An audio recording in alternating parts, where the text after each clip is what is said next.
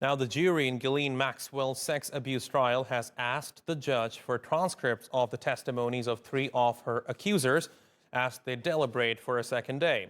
Maxwell is accused of recruiting and grooming 4 girls for the late financier and convicted sex offender Jeffrey Epstein between 1994 and 2004. She has pleaded not guilty. Our correspondent Franco Ciardo is outside the court in New York. The first full day of jury deliberations began with the judge getting a note from the jury.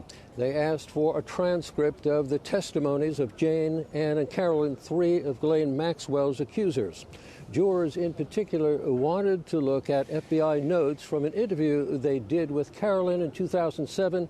Carolyn was the woman who accused Maxwell of fondling her breast when she was only 14 years old. The jury was also instructed by the judge to consider the concept of conscious avoidance. Basically, if a person is aware of a fact, then she knows it's a fact. I asked former federal prosecutor Bob Lewis to explain the concept. Lewis represents Epstein's accuser, Sarah Ransom, who said she was repeatedly raped by Epstein. Let's hear more of what he had to say. What the conscious avoidance instruction tells the jury is that it's no defense that you turn a blind eye to what is obviously going on. If you know, for instance, that you're a drug courier and you just take the packages from the drug dealer and don't ask what's in it, but all of the indicia tell you that you know what's in it, you can't claim that, well, on that particular day I didn't ask and no one told me and I just couried this from there to there and I'm therefore not guilty.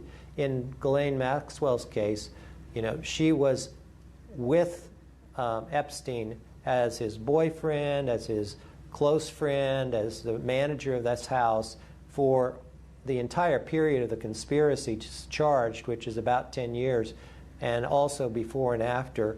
And the argument from the prosecution is, all of the evidence combined shows you that she at least had a strong suspicion that what was going on, and even if she blinded her eyes to seeing it herself, that she's guilty, as she consciously avoided learning what the facts were.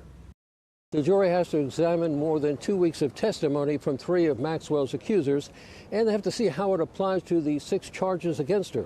If she's convicted of even one of those charges, Ghislaine Maxwell is looking at more than a decade in jail.